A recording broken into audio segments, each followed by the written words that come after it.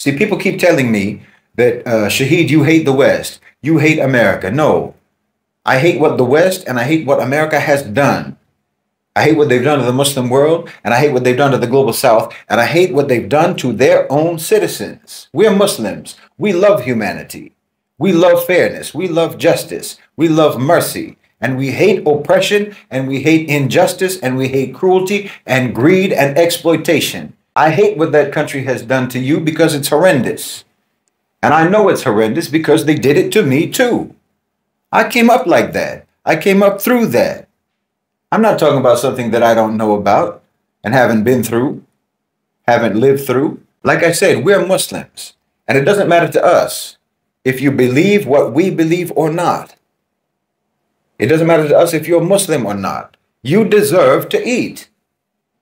Islam teaches us that among your God-given rights as a human being is material subsistence. And common sense tells you, basic intelligence will tell you, that if your subsistence is under someone else's control, then I don't care how much you talk about living in the land of the free, you will never have freedom as long as your subsistence is under someone else's control. If you can't secure for yourself and for your community your food, shelter, and basic needs, then that community is nothing but a slave colony. And you're always going to be the slave of the one who has the power, who has the control to provide for you what you need. If you can't provide it for yourselves, then you're going to be the slave of whoever is providing it for you. So when you're ready, we'll help you. Middle Nation will help you. I'll help you. We'll help you write that first message to a trade office. We'll try to help you meet your first producer in the global South if we can. We'll try to help you find ways to set up your first small shipment from an exporter in the global South. I'm not talking about theory. I'm talking about groceries. I'm talking about a sufficiency zone. Allah subhanahu wa ta'ala did not command us to accept humiliation. Feeding your own family should not depend on the quarterly guidance of men who earn $16 million a year, more in a day than you earn in a decade. Do you think that the Lord of all the worlds, the Lord of creation, your creator and my creator, Rabbul Alameen, makes our subsistence contingent upon the confidence of shareholders? No, provision is from Allah subhanahu wa ta'ala. And whoever wants to control the distribution of the provision from Allah is by definition unjust. Our job as Muslims is to obey the truth and organize our lives around it. Well, they have created a whole system that is organized around falsehood. Look, if you can organize 10 households, you can organize 50 households. If you can secure weekly staples for you and your family and your community, you can secure monthly staples. So map your block, map your neighborhood, find out who bakes, who farms, who drives a van, who has a spare freezer, who can do the books, who can negotiate. Put the skills to work and turn your whole block into a single organism. You can build a community in which a mother doesn't need a CEO's permission to feed her children. Now again, obviously, this is just one form of autonomy. This is just one form of autonomy, because once you build that, once you fortify that, you stabilize that, then you can also deepen it. You can also layer it. You can also expand it. You can explore energy solutions, for example, water sourcing solutions, skill sharing, and so on. Like I say, turn your community into a sovereign ecosystem. There is no reason whatsoever why you can't do this. No reason whatsoever. The only impediments that there are psychological, emotional, and cultural. Yes, the only impediments are the impediments that they programmed into your mind, that they programmed into your heart, that they programmed into your habits. The only impediments are attitudinal. You understand? The pessimism, the defeatism, the antisocial reflexes, the passivity, the docility, the animosity that has been inculcated in you towards your neighbors and towards your fellow citizens. Good morning, good evening, and good afternoon, Africans. A beautiful evening in Africa right now. So today I want us to talk about Shahid Bolse. He speaks of something that I think people should speak of, because it's becoming a problem, and some people are exiting, some people are committing what we call life exit. I don't want to call it here. And it's becoming so unfortunate that even young people are falling into this, right? So we are beginning with this proverb.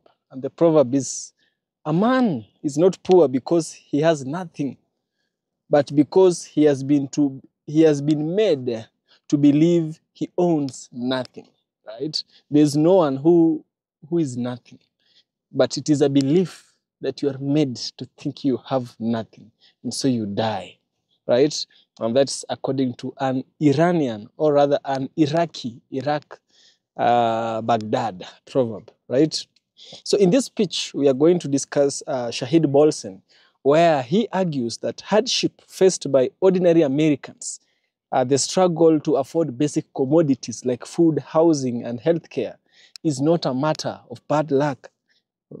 It's not a matter of bad luck.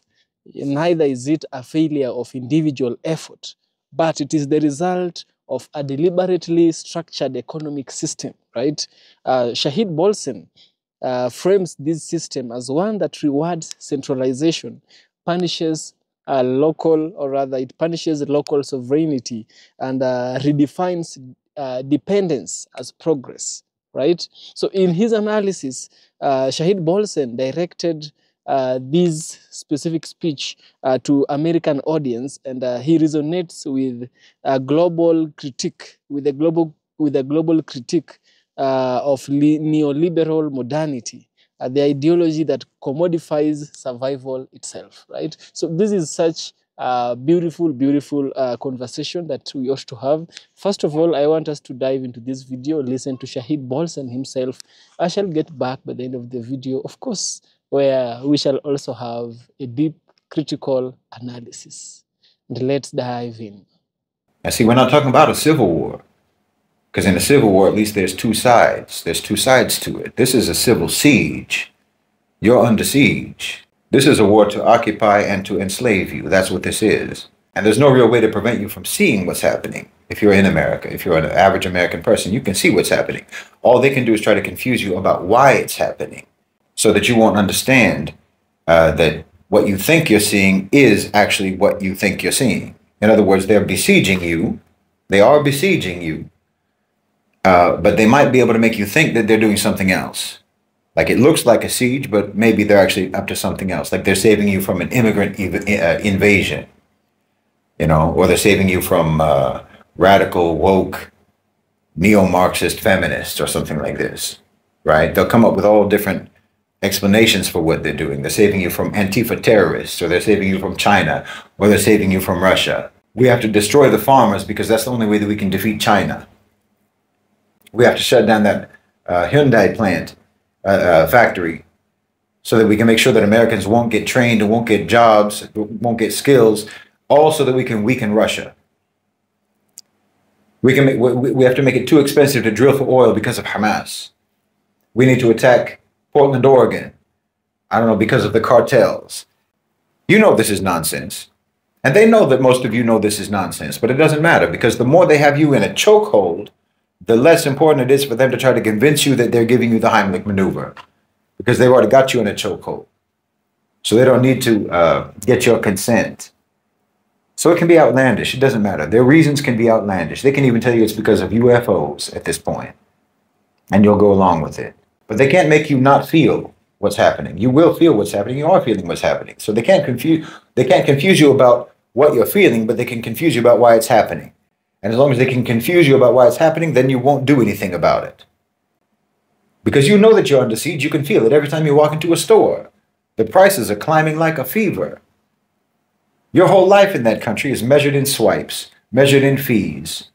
It's measured in an endless succession of small humiliations. And this is never addressed, never seriously talked about at all. You're told this is just the way it is. This is just the market. It's not the market. This is management. This is deliberate. None of this is arbitrary. This isn't, down to natural forces. The invisible hand of the market isn't the wind. This is a hand that's controlling distribution, it's controlling purchasing, it's controlling pricing, it's controlling wages. It controls who gets what and who goes without. And it's not invisible either. Fact of the matter, you just don't see it. The only reason you don't see it is because you're always looking somewhere else. They've got you looking over here, and that hand is over there, but it's not invisible. It's not invisible at all. Just because you're not looking at it doesn't mean it's invisible. It's not mysterious, you know. The Walton family, ADM, Cargill, Kroger, Costco, Amazon, Cisco, and of course BlackRock. Everybody knows about these. They're far from invisible. These are the ones who are making the decisions. They're making the decisions about whether or not you can buy your groceries, whether or not you can have anything in your cupboard.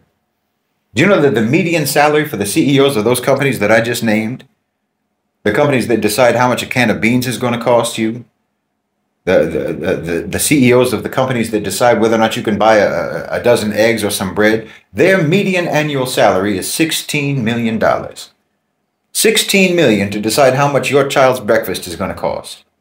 Astronomical wealth for them, austerity for you.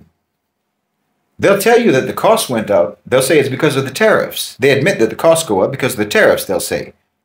But somehow their profits also went up. How does that work exactly? I mean, did you ever make money in your life as a result of your costs going up? Did your last rent hike make you richer? When you pay more at the gas pump, does that somehow also pump more money into your bank account? How does that work?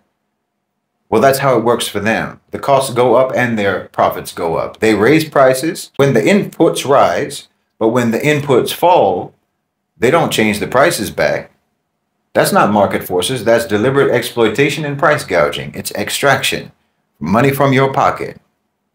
You think this is dozens and dozens of separate companies?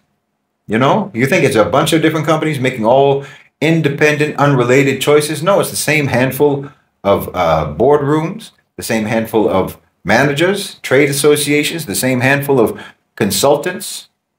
And those consultants and those managers and those executives go through a revolving door between Wall Street and Washington and the corporate headquarters. They've got dashboards for your appetite. They've got forecasts for your paycheck, for your pantry, and for your panic. And then they'll script a market response. And when you panic, when your cupboards are empty, when your checks bounce, and you have return check fees, then and you get banned from stores because of your rejected payments, your return checks. I remember that, by the way. I remember that. There was a point when I was a teenager, and my single mother, divorced mother, was working 3 jobs, no child support coming, getting up at 3 o'clock in the morning to deliver, of all things, the Wall Street Journal to bourgeoisie neighborhoods, and we got banned from like 3 different grocery stores. All of the grocery stores that were within walking distance. We got banned because of return checks from 3 different grocery stores. We had to buy food from the gas station. That was like 35, 40 years ago. It's worse now, for more people now than it was then.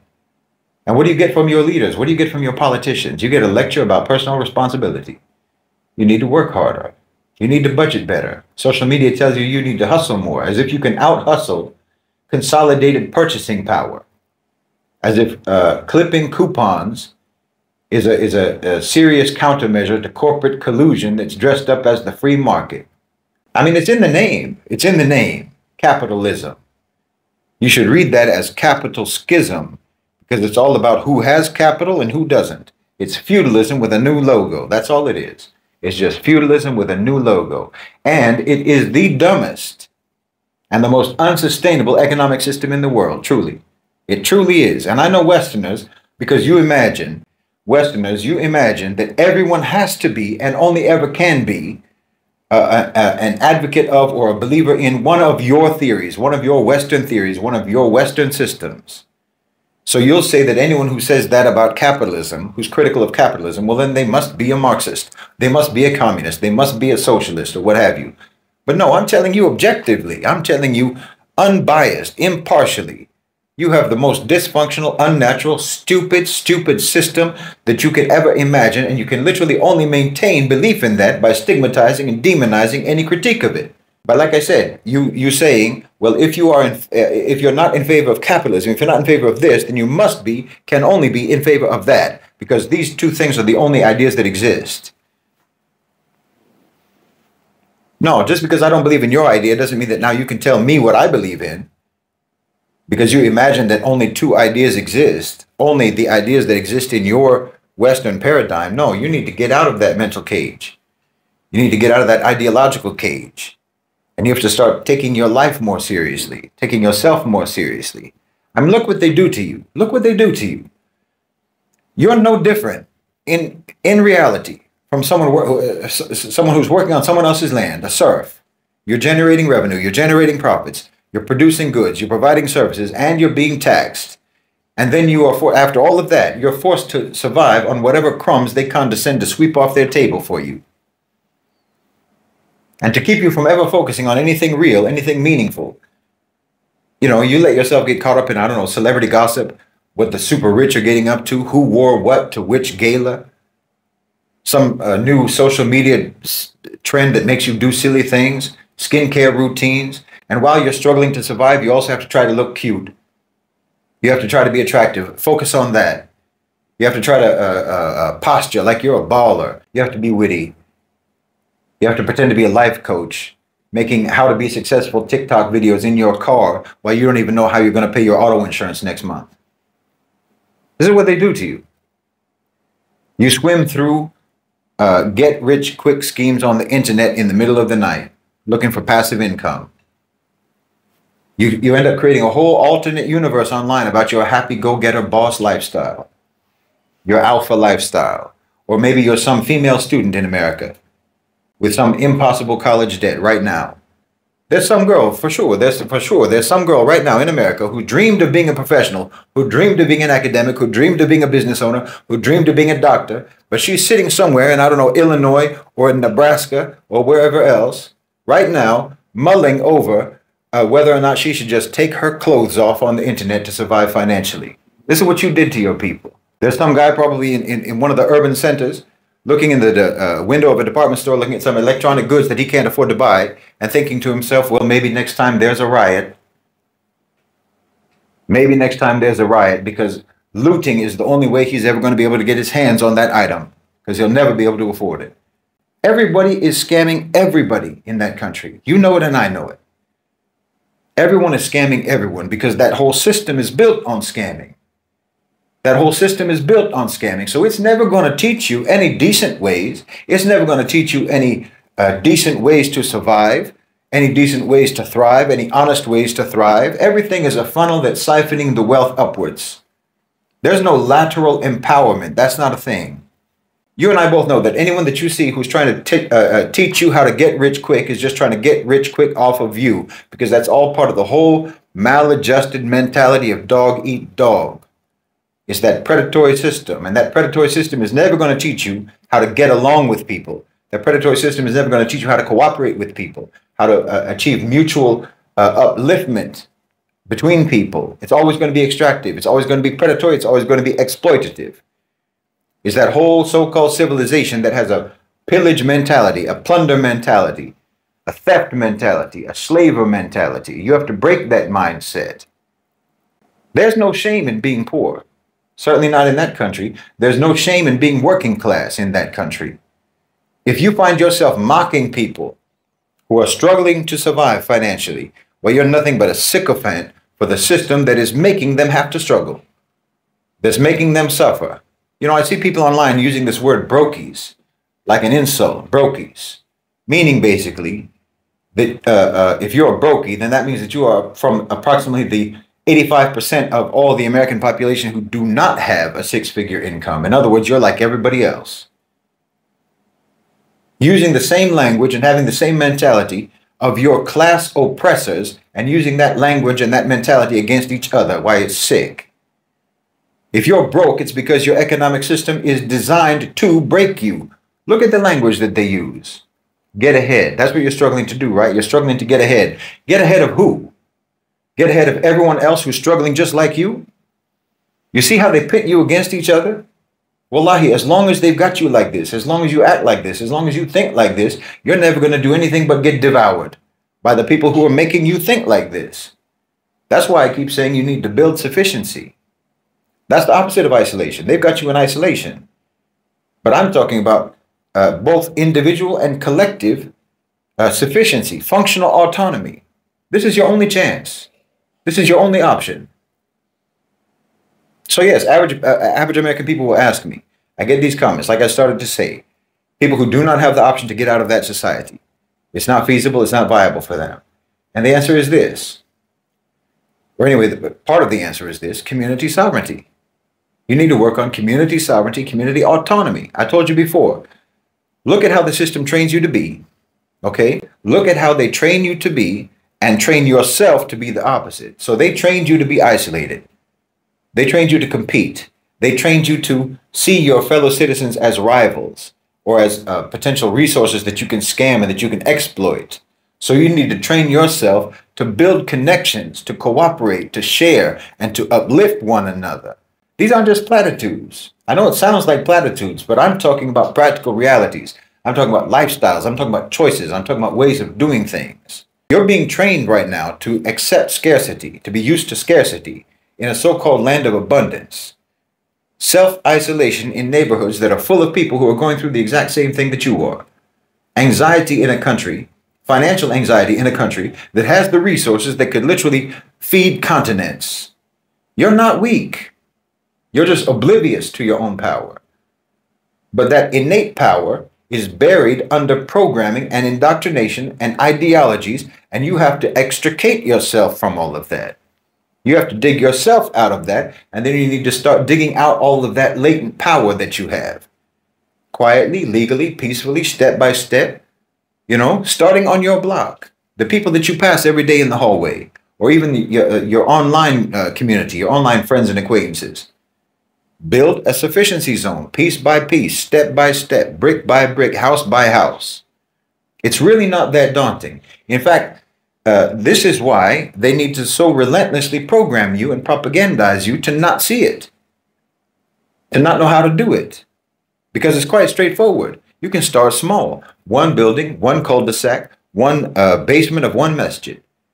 You don't need any permits. You don't need any licenses to just cooperate with each other. You are allowed to do that. Make a group chat with just a handful of your neighbors.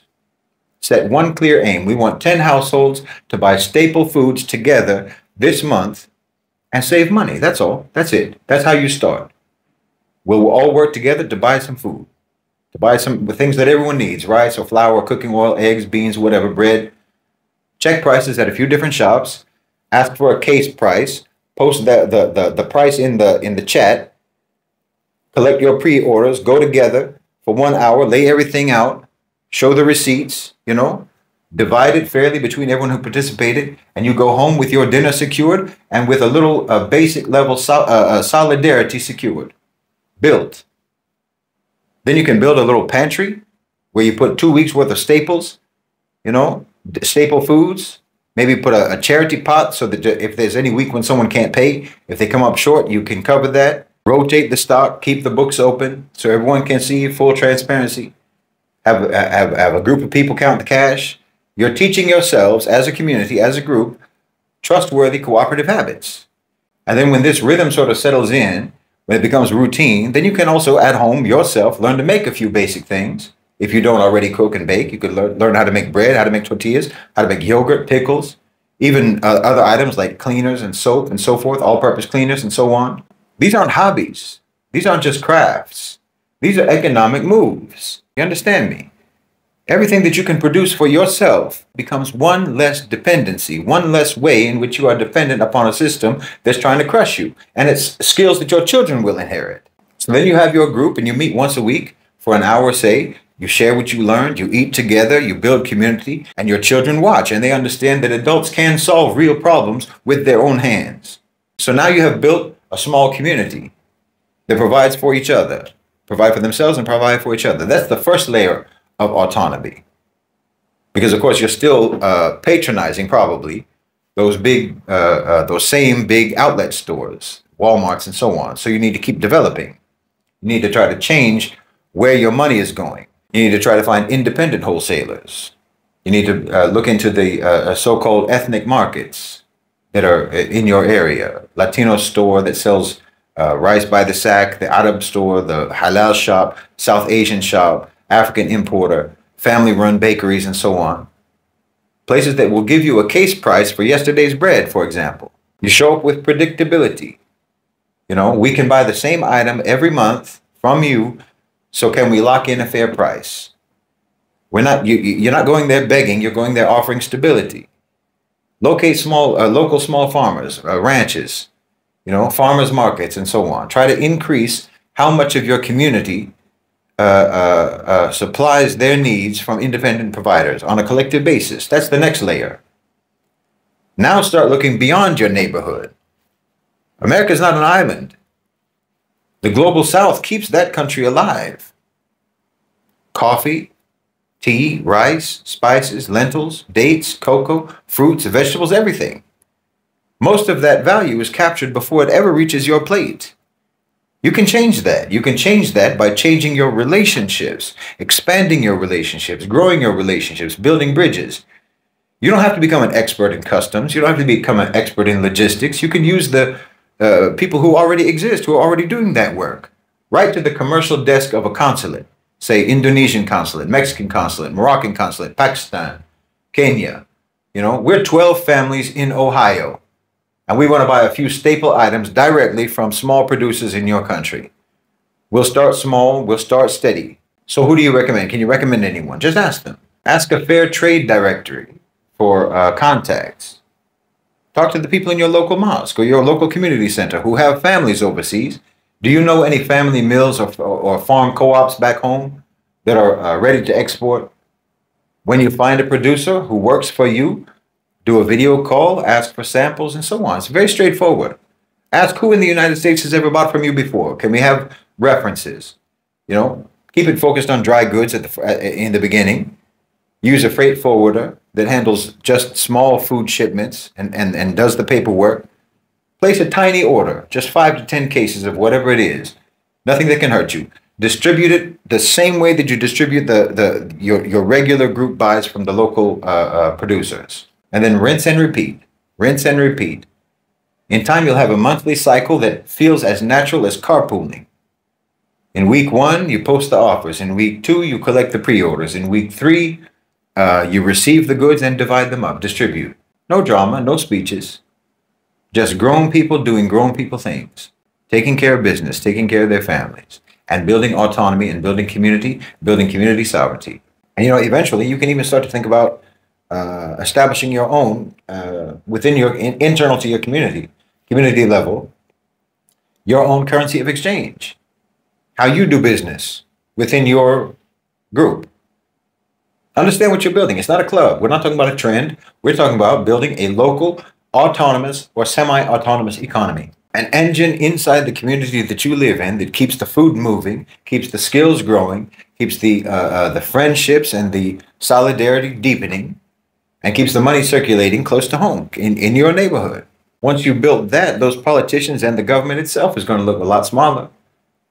And once you've built your own autonomy as a community, then cost of living crises look like exactly what they are, which is nothing but an attempt to train you to accept less than what you can provide for yourselves if you do it together. You can't wait for perfect conditions. You don't have time for that. You can't wait for funding. You don't need funding.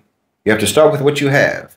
Whatever time you have, and the courage to just knock on someone's door and say, let's help each other eat better and spend less. That's leadership. And it spreads, especially when it works. And if someone doesn't want to participate in it because they say, this isn't going to make us free, this isn't going to answer the problem, say, this is going to make us more free than we were last month. That's the only thing you need to worry about. This is what keeps people away from ever taking any initiative in the United States. Because they cannot see that any particular step or any particular action is going to give them a one-time, all-encompassing, be-all, end-all solution. Because that's not a thing that actually exists. You need to just make better. You need to just do better. You need to just improve. You need to improve. You cannot perfect. There are no solutions. There is only struggle for improvement. That's all there is. So today you buy together. Next month, you make together. The month after that, you bring in lentils from a co-op overseas with someone that you met on a video call and paid fairly. And the best part is that your children will learn by watching you. They'll learn that power can be built at scale from a kitchen, from a hallway, from a block. until it actually ends up crossing the ocean.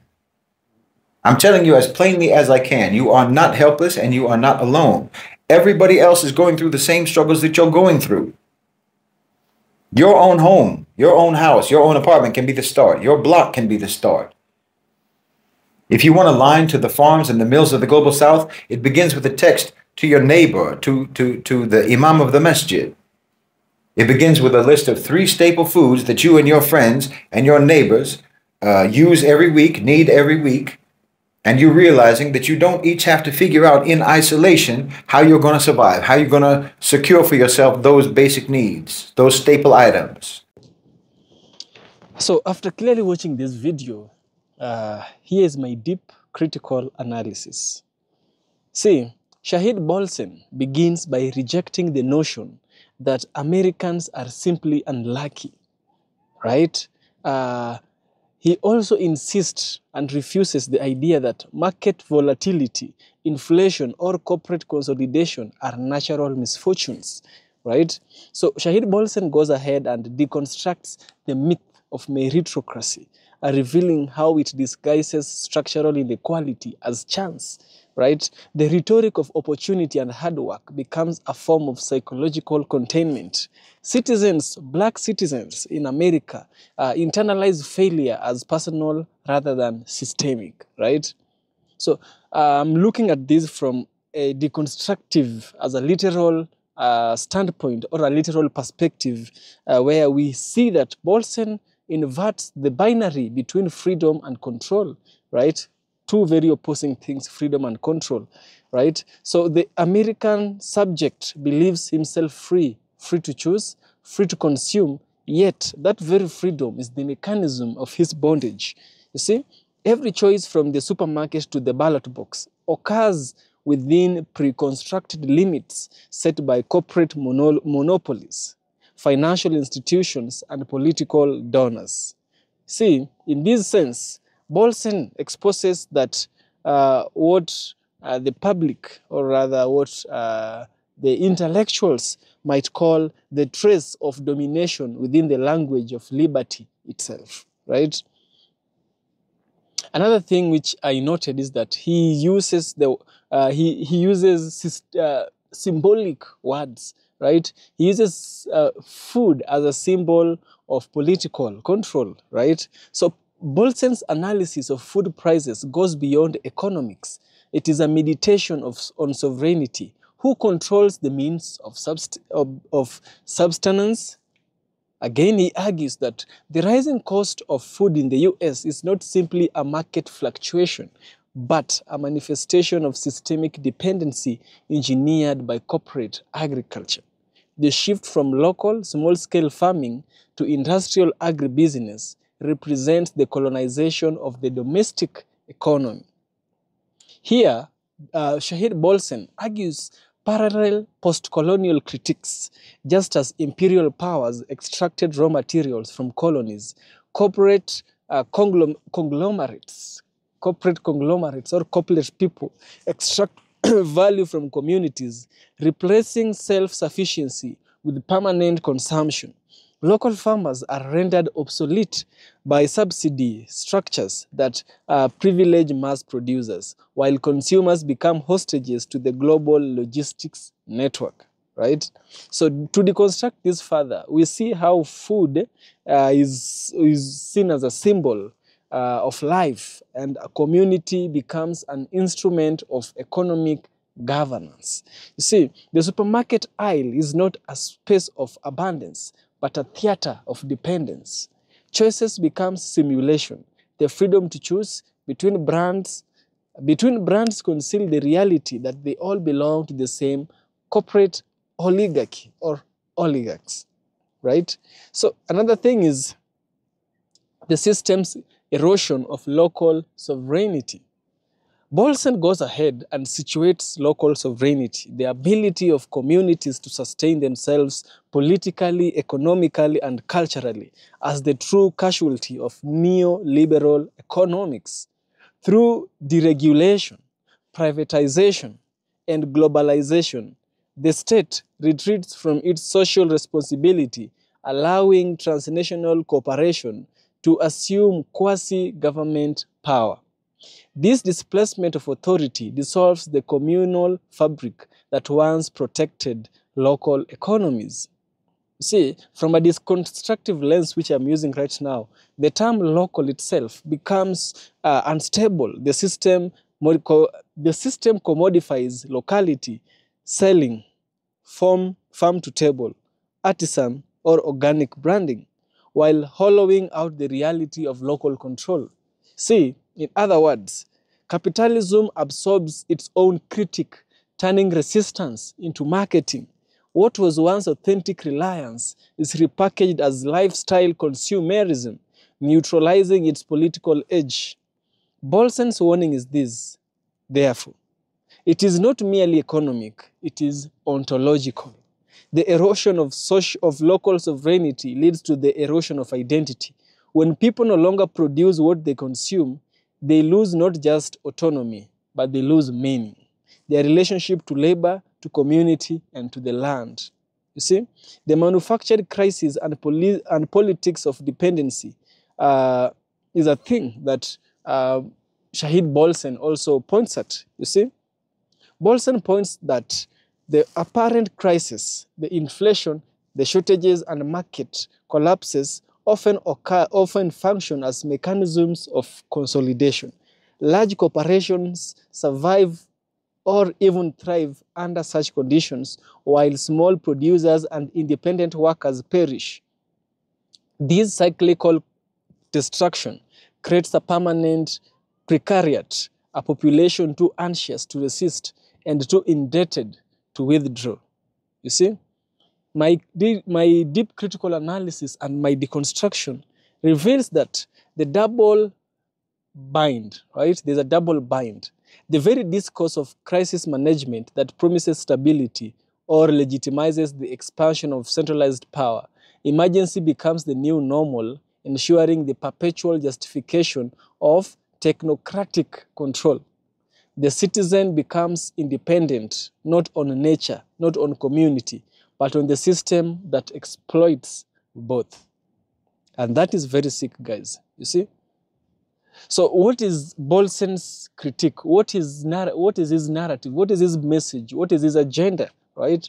So in his conclusion, Bolson argues for relocalization, not in the sentimental sense of nostalgia, but as a political act of reclamation.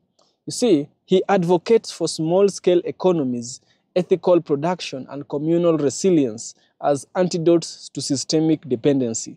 His vision is not a retreat from modernity, but a redefinition of progress, one rooted in autonomy rather than accumulation. However, from a critical standpoint, one might note that Bolson's critique risks romanticizing the local without addressing the maternal complexity of global interdependence.